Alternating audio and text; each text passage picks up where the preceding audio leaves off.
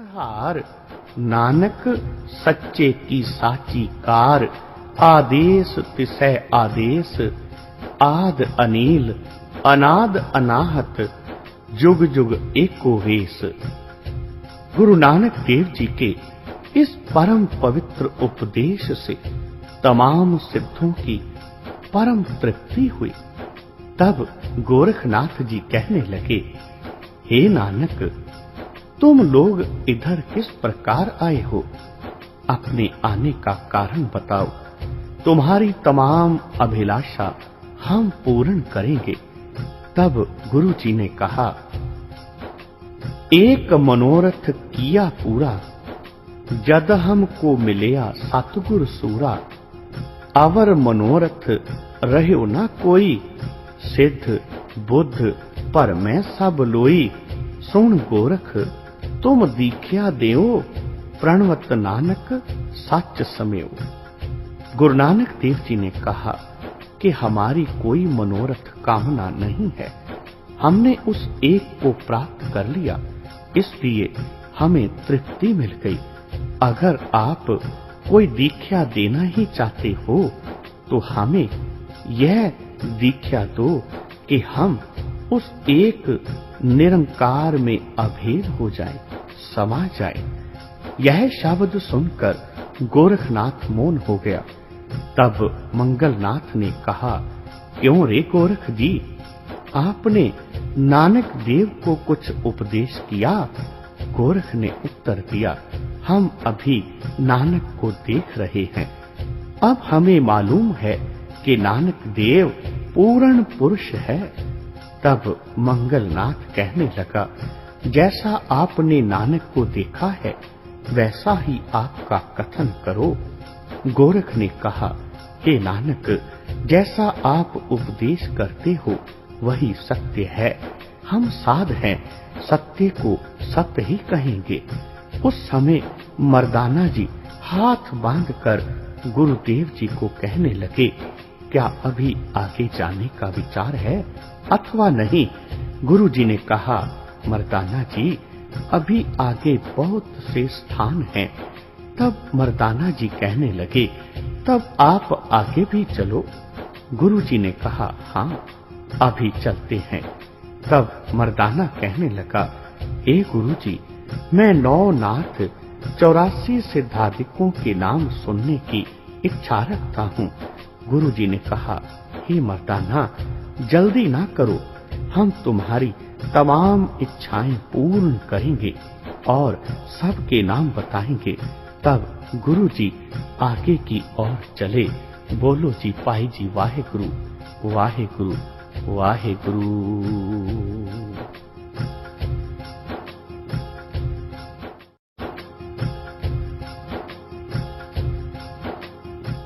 कलयुग अवतार गुरु नानक देव जी संसार के लोगों का उद्धार करते हुए बयार पर्वत पर जा पहुंचे, जहां दत्तात्रेय जी प्रख्यात सन्यासी हैं। वह वहां पर लेटे थे। तब मर्दाना जी ने कहा, हे महाराज, हम अब कितनी दूरी पर पहुंचे हैं? गुरु जी कहने लगे, अब हम सुमेर से 7.5 सहस्त्र योजन पर आ गए हैं। मर्दाना कहने लगा, यहां भी कोई प्रख्यात पुरुष है? तब गुरु जी ने कहा, यहां एक सन्यासी रहता है जिसे बहुत से साधु पूज्य मानते हैं। उसका नाम दत्तात्रेय है। वह जो ऊंचे पर्वत हैं उन पर उसका स्थान है। हम उसे भी जरूर मिलेंगे। फिर गुरु जी दत्तात्रेय के आश्रम में जा पहुंचे। दत्तात्रेय अवधूत को सोए हुए पाया। मर्दाना जी ने कहा, अब इससे बात करनी उचित है। तब गुरु जी कहने लगे, हे मर्दाना, हम तेरा कथन जरूर मानेंगे। यह सुनकर गुरु नानक देव जी महाराज कहने लगे, श्री गुरु जी का कथन, अजपा कहिए सोए जप तीसै, क्यों ना जपिए पूरन जगदीसै। जप करते अजप्पा हो जावे, तब काया निर्मल होए जावे। बिन सै काया तब एक ना ध्याया, जब लग काया तब लग ध्यानी। नानक बोले सच्ची बाणी, सुन दत्तात्रेय भगवान प्राणी। श्री दत्तात्रेय गुरु नानक देव जी की इस बात को सुनकर कहने लगे, जाप जपे दृष्ट न आवे, देख अदृष्ट प्रभ जाप कुलावे। काया थाकी रसना थाकी, आप नारायण होया साखी। ना किछ जपना ना किछ तपना, दव कहे सब एको थपना। दत्त कहे सुन नानक तपा, काहू तू जाप काहू ना जापा। श्री गुरु नानक देव जी दत्तात्रेय की बात सुनकर कहने लगे, जपता जाप एकंकारा, सब मूरत ते रहत न्यारा। नानक बोले सच की बाणी, सुन स्वामी तू सच समाही। तब दत्तात्रेय कहने लगा, सुन तपा निरंकार तैं देखा है। स्वामी पूछे चिन्ह बताओ, झूठ ना बोलो प्रत्यक्ष दिखाओ। बिन देखे क्या साथी होवो, झूठ बोल के जन्म ना खोवो। तब गुरु जी कहने लगे, झूठ ना बोलो तत्व विरोलो, हाजर चिन्ह दिखाऊं। जोगी और सन्यासी पर मैं तिनको कर पहुंचाऊं। वेद शास्त्र कर देवता भूले, तिनको नहीं ठहराऊं। एक निरंजन मूर्त आछी, ताकि परस्पर गुण गाऊं। श्री दत्ता गुरु नानक देव जी की इस बात को सुनकर फिर बोले, स्वामी बोले तत्व विरोले, क्या झूठी बातें करता। मुख से वचन उचारो ओही, जो तुमरे में शक्ता। ओही बातां कहिए मुखते, जियो निरंजन भावै। इन वचनों कुछ पाइए नाही, काहे सत गवावे। तब गुरु नानक देव जी फरमाने लगे, सत हमारा कदी न जावे। हम बोले झूठ न राई, एक निरंजन संग हमारे अट्ठे पहर रहाई। रोम रोम ओही बोले, दूजा अवर न कोई। ऐसे दर्शन कारण स्वामी, भ्रम हरो सब लोई। सो दर्शन हम गुरु दिखाया, मीन ना रहे ओ मेखा। 10 अवतार किसे नाही देखिया, सो हूं प्रत्यक्ष दिखया।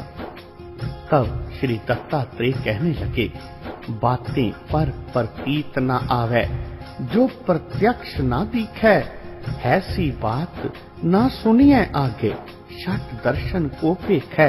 तू तो बात सुनावे, अचरज आत्म नाहे पति जय। स्वामी कहे सुन नानक तपै, झूठ सुने क्यों कोई रीझै।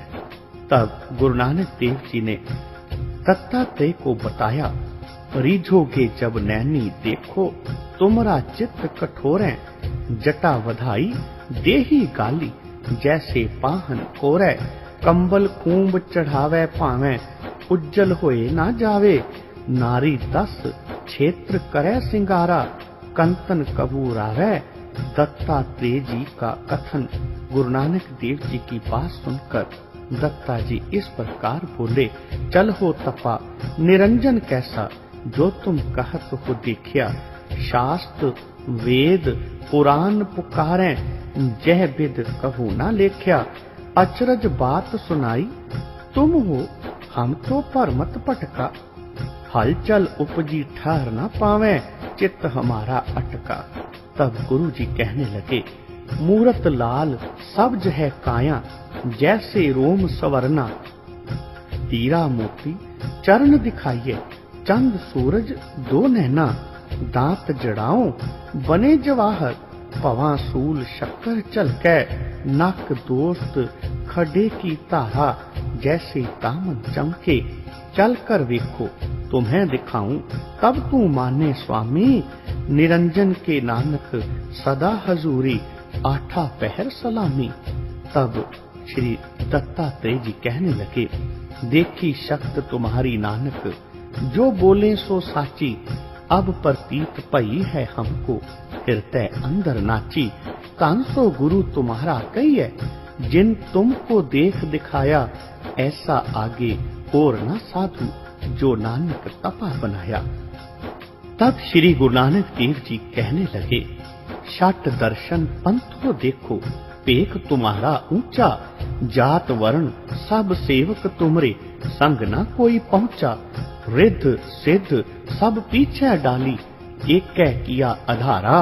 नानक कहे सुन दत्ता स्वामी, सच्चा पेश तुम्हारा।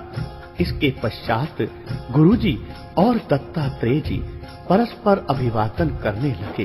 तब भाई बालाजी और मर्दाना जी मुस्कुराने लगे। मर्दाना जी ने कहा, हे बालाजी, हमारे गुरुजी के आगे कोई भी ठहर नहीं सका। तब बालाजी कहने लगे, जी हाँ मर्दाना जी, हमारे गुरुजी सबसे ऊपर हैं और इनकी अपार महिमा है और हमारे गुरुजी धन्य हैं।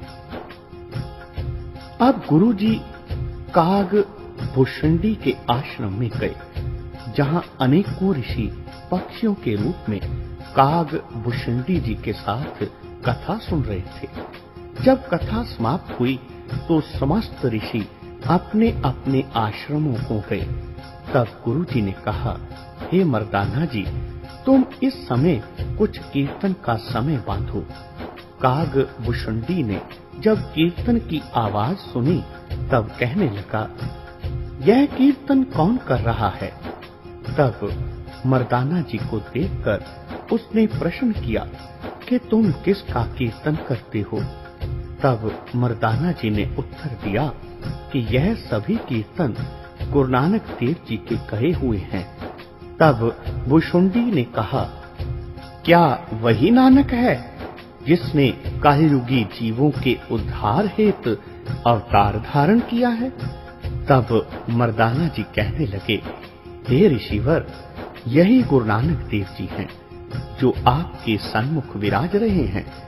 यह सुनकर भुषुंडी ने बहुत ही प्रसन्न होकर गुरु जी के चरणों पर नमस्कार किया। तब गुरु जी प्रसन्न हुए और कहा, हे ऋषिवर, आप उत्तम श्रोताओं में से हो, क्योंकि आप शब्द के महत्व को जानते हो। तब काग भुषुंडी कहने लगे, हे नानक देव, जो पुरुष शब्द के तात्पर्य को जान जाते हैं वही अम्य रस पान करते हैं। जो संगीत की तान का ज्ञान रखते हैं वह छिलका खाने वाले हैं।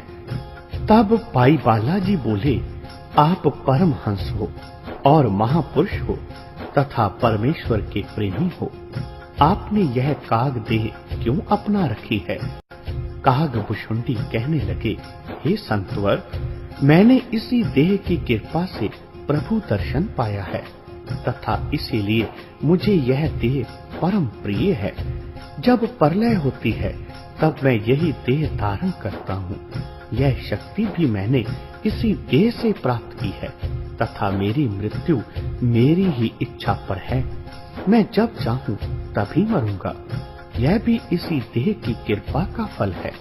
तब भाई बालाजी कहने लगे, यह तो इस देह की महिमा आपने वर्णन की है। मैं पूछता हूँ कि इस देह का कारण क्या है? काग ने कहा, सुनो, मैं पूर्व जन्म में ब्राह्मण था। मुझे गुरु ने निर्गुण उपासना बताई।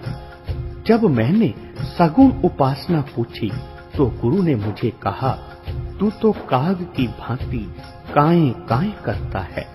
मैंने गुरु के चरणों में मस्तक रखकर कहा, हे गुरुदेव, आप सत्य वक्ता हैं। आपका कथन सत्य होगा। मैं चाहता हूँ कि मेरा शरीर भले कव्वे का हो जाए, परंतु ईश्वर नाम से जो प्रेम है वह सदैव बना रहे। तब गुरुजी ने मुझे वर दिया कि तुमको ईश्वर भक्ति सदैव प्रसन्न रखेगी और मृत्यु तेरे अपने अधीन होगी। जब तुम्हारी इच्छा होगी तभी मरोगे। फिर मैंने काग देह प्राप्त की और राम नाम महामंत्र को जपना मेरा कृत्य चला आ रहा है। राम नाम महामंत्र का रस पान करता चला आ रहा हूँ मैं। मेरे जीवन में अनेक बार महाप्रलय हो चुकी है। यदि जल की प्रलय होती है तब जल हो जाता हूँ, अग्नि से अग्नि बनता हूँ। जैसे प्रलय होती है वैसा बनता हूँ। मुझे श्वासों का संयम प्राप्त है। यह बात सुनकर गुरु नानक देव जी कहने लगे कि रोम ऋषि और आपको चिरंजीव यापन मिला हुआ है। तुमको राम नाम स्मरण प्राप्त है, इसलिए जन्म मरण से छूट चुके हो और आपका कथन बिल्कुल सत्य है। इसके पश्चात गुरुजी हम दोनों को साथ लेकर आगे चले। फिर अल्लाह चीन पर्वत पर गए। गुरुजी कहने लगे, मर्दाना, यह अल्लाह चीन पर्वत है। इस पर अल्लाह नाग पक्षी बहुत होता है और यहाँ पर प्रहलाद भक्त का राज्य है। मर्दाना जी कहने लगे कि क्या प्रहलाद भक्त का हमें दर्शन हो सकता है? गुरु जी ने कहा कि हाँ, तुमको उसका अवश्य दर्शन होगा। अभी यह बातें हो रही थी कि अल्लाह पक्षियों ने हम सबको आकर घेर लिया। उन पक्षियों का सरदार कहने लगा, अल्लाह मिलकर पाया तेरा, कौन ग्रह तुम करो बसेरा। कौन मनोरथ यहाँ आए, कौन नाम तुम किनो पठाए। अल्लाह चीन पूछे है बाबा, पिंड पाए कर फिरते काबा। तब गुरुजी अल्लाह चीन के इस प्रश्न को सुनकर कहने लगे, अल्लाह मिलकर पाया केरा, हृदय पीतर लिया बसेरा। दर्शन कारण यहाँ आया, एक निरंजन आप ले आया। छूट जाए जे होए कचाया, जद पाका तब ठनक बजाया। सुन अल्लाह चीन नानक कह अरदास, एक निरंजन राखी आस। यह सुनकर वह पक्षी गुरुजी के चरणों पर मस्तक धरने को आया। तब गुरुजी ने अपने चरण पीछे कर लिए और कहा, हे पक्षीवर, हम आपके दर्शनों को यहाँ आए हैं। अल्लाह ने कहा कि हमारे अहोभाग्य हैं जो आपके दर्शन प्राप्त हुए। तब मर्दाना जी ने पूछा, हे पक्षी, वह आपके जो महाराज हैं वह कहाँ हैं? तब उस पक्षी ने कहा, वे हमारे महाराज हैं, आप उनके दर्शन अवश्य करें। फिर गुरु नानक देव जी भाई बाला और मर्दाना को लेकर ऊंचा पर्वत पर गए, जहां प्रहलाद जी ध्यानवस्थित अवस्था में बैठे थे। गुरुजी ने वहां जाकर सत्य करतार का शब्द उच्चारण किया। प्रहलाद जी ने नेत्र खोलकर कहा, हे भाई, आप कौन हैं और कहां से आ रहे हैं? तब गुरुजी ने उत्तर दिया कि हम परमात्मा के बंदे हैं और यहाँ लाने वाला भी वही है। यह सुनकर प्रहलाद कहने लगा, बासन तोए आछा कीना, कौन अच्छा दूध चोए लीना। कौन समायन बीच समाया, कौन ठौर रख दही जमाया। कौन जबन कर कटिया माखन, कौन ताऊ दे निर्मल चाखन। पूछे प्रहलाद सुन तपा, किसते बूझिया आप ते आपा। प्रहलाद जी की इस बात को सुनकर गुरु नानक देव जी कहने लगे, तान तोए आछा बासन कीना, क्षमा चोए दूध माथ लीना। लगन अगन ते ताऊ बनाया, गुर उपदेश समान समाया। गुर कृपा साथ लीना माखन, हरि कृपा निर्मल तत चाखन। संत संग ले दही जमाया, मत को मत शब्द प्रगटाया। प्रणवै नानक भगत प्रहलादा, मुँहे सूझ पड़ी है आद जुगाता। गुरु नानक देव जी की बात सुनकर प्रहलाद जी फिर कहने लगे, धन्य गुरु, जिन किया ज्ञान कालयुग अंदर अच्छा ध्यान, अच्छा करनी, अच्छा भेष, अच्छा बुद्धि, अच्छा विवेक, सुन नानक प्रत्यक्ष साध, राम नारायण तुमरे साथ। तब गुरु नानक देव जी कहने लगे, तान सो राम तान जिन चलत दिखाया आत्म राम, ऐसी भगत पई तुम्हारी तत्काल प्रभु कीनी सारी, सास सास प्रभु नाम चितार्यो, नानक जन का काज सवार्यो। तब भक्त प्रहलाद कहने लगे, हे गुरु नानक देव जी, आपको इस कलयुग में बड़ा भक्त बनाया है। आपकी ही संगत से अनेकों प्राणियों का भला होगा और आपका अनंत प्रताप होगा। तब भाई मर्दाना जी कहने लगे, हे प्रहलाद जी, आप भी तो परम भक्त हैं तथा भगवान ने आपके लिए ही अवतार धारण किया था। प्रहलाद जी कहने लगे, हे भाई मर्दाना जी, इस स्थान पर या तो कबीर पहुंचा है और या यह गुरु नानक यहाँ आया है। यहाँ आना कोई सुगम कार्य नहीं है। एक और महापुरुष होगा जो यहाँ पहुंच सकेगा। मर्दाना जी कहने लगे, भक्तवर, वह पुरुष कौन और कब होगा? तब प्रहलाद जी ने उत्तर दिया कि जब गुरु नानक देव यहाँ आएंगे तो इनके 100 वर्ष पश्चात आएगा, अर्थात यहाँ केवल 3 आदमी ही आने हैं। एक तो भक्त कबीर और दूसरे श्री गुरु नानक देव जी। इनके पश्चात तीसरा आएगा। तब भाई मर्दाना जी कहने लगे, हे प्रहलाद जी, कबीर तो जुलाहा था और नानक देव क्षत्रिय है, परंतु वह तीसरा किस जाति का होगा? तब प्रहलाद जी ने उत्तर दिया, मर्दाना जी, पंजाब की धरती और वर्ण उसका जाट होगा तथा नगर बटाला में होगा। उस समय मर्दाना गुरु जी के चरणों पर गिर पड़ा और कहने लगा, हे गुरुदेव, मैं भूल गया हूँ।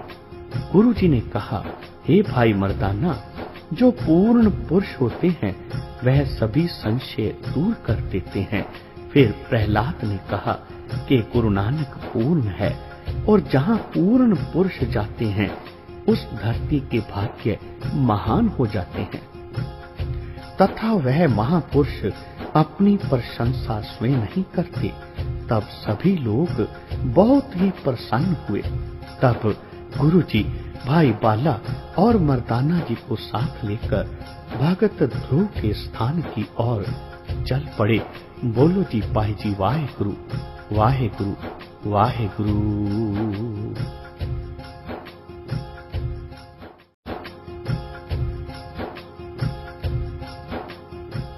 कलयुग अवतार गुरु नानक देव जी ध्रुव मंडल में पहुंचे। जिस समय गुरु नानक देव जी अपने परम सेवक भाई मर्दाना जी और भाई बाला जी के साथ ध्रुव मंडल में पहुंचे, तब ध्रुव जी अपने मंडल में सैर कर रहे थे।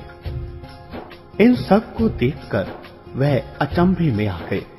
ध्रुव भगत की पुरी ठीक सचखंड के सामने ही थी और वैकुंठ के बहुत ही निकट। जब ध्रुव ने गुरु नानक देव जी को देखा तो आकर प्रणाम किया। कहने लगे, अहो भाग्य हैं जो आपके दर्शनों का सौभाग्य प्राप्त हुआ है। गुरु जी ने कहा, हे भक्तवर, शुद्ध सात्विक भाव जो विष्णु में और मुझ में है वही आप में भी है, क्योंकि आप श्री विष्णु जी के निकटवर्ता हो। तब ध्रुव जी कहने लगे, हे महाराज, यह स्थान अत्यंत आगमय है, यहाँ आप आ सकते हो। प्रत्येक पुरुष यहाँ नहीं आ सकता, इसलिए आप ही धन्य हो। यह कहकर नमस्कार किया। गुरु जी कहने लगे, हे भक्त जी, सतनाम की कृपा से पवन सवार होकर यहाँ सुगम ही आ गए हैं। परमात्मा की सहायता है। फिर गुरुजी महाराज ने भाई मर्दाने को वहां छोड़ दिया और भाई बाले को साथ लेकर अखंड पर्वत पर गए। पहले गुरुजी ने ध्रुव को विष्णु का रूप दिखाया, फिर अपना रूप दिखाया। तब ध्रुव भक्त ने कहा, हे नानक देव, आप धन्य हो, आपने कलयुगी जीवों के उद्धार के लिए अवतार धारण किया है। आपकी महिमा अनंत अपार है। आपके पवित्र शब्दों का कीर्तन करके कलयुग के जीव सदगति को प्राप्त करेंगे। आप धन्य हो। तब गुरुजी कहने लगे, हम विष्णु जी के धाम को जाएंगे। कलयुग संबंधी वार्ता करके फिर संसार की ओर जाने का विचार है। तब भगत ध्रुव कहने लगे, हे नानक देव, तुझमें और पार ब्रह्म में कोई भी भेद नहीं है। मैं पहले आपको और विष्णु जी को दो रूप जानता था, परंतु मेरे हृदय के पटल खुल गए तथा दोनों को ही एक रूप जानने और मानने लगा हूँ। आप धन्य हो। आप शोषण कलापूर्ण भगवान हो। आप पर परमात्मा की अपार कृपा हुई है। आपका गुणगान करके संसार का उद्धार होगा। हे गुरु नानक देव, आप जहां इच्छा हो वहां जाने में सामर्थ हो। तब गुरुजी ध्रुव भक्त से विदा लेकर आगे चले और उस स्थान पर पहुंचे जहां महान प्रकाश है और प्रकाश रूपी सिंहासन पर निरंकार स्वयं विराज रहे हैं। देवी देवता अवतार अपने अपने हाथ बांधे हुए आज्ञा की प्रतीक्षा में खड़े हैं। वह प्रकाश लाखों ही चंद्रमाओं के प्रकाशों से परम सुखदायक शीतल प्रकाश है। तब गुरुजी ने वहां स्तुति की। विष्णु जी की उपस्थिति में वह स्थान परम रम्य हो रहा था। तब भगवान ने प्रेम से कहा, आओ नानक देव, तुम तो सदैव मुझ में मिले हुए हो। तुम में और मुझ में कोई भी अंतर नहीं है। तुमको सत्य नाम के उपदेशार्थ संसार में भेजा है। तब गुरुजी ने कहा, हे सर्वज्ञ, जहाँ आपकी आज्ञा थी वहाँ सत्य नाम का प्रकाश मैंने किया है और जहाँ जो आज्ञा होगी वहाँ मैं पूर्ण करूँगा। यह कहकर गुरुजी ने शब्द कहा, सोदर तेरा केहा सो कर केहा, जित बह सर्व समाले, वाचे तेरे नाद अनेक असंख्या, केते तेरे वावन हाहे, केते तेरे राग परिस्यों कहिए, केते तेरे गावन हारे। गावन तुधनो पवन पानी बै संतर, गावे राजा धर्म द्वारे। गावन तुधनो चित गुप्त लिख जानन, लिख लिख धर्म विचारे। गावन तुधनो ईश्वर ब्रह्मा देवी सोहन, तेरे सदा सवारे। गावन तुधनो इंद्र इंद्रासन बैठे, देवतियां दर नाले।